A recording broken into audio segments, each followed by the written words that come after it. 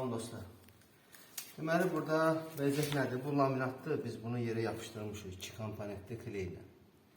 Bu istipoldu yer və betona 2 komponentli kley ilə laminatı yapışdırmışıq ki, bu metlaqla birləşən yerində möhkəm olsun da. İndi o hissləri atladı.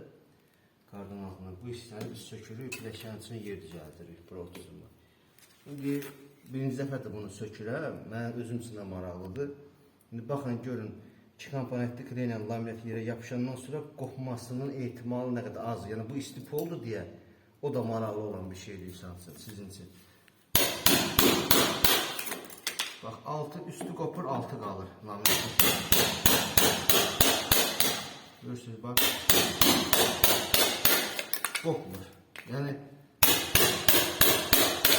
fikirləşərsiniz ki, 2 komponentli kley ilə laminatı yapışdırmaq olmaz. Olar. Çox da gözəl tutur. Bu da bizim bir optu idi. Sizinlə bölüşmək istədik. Çox sağ olun.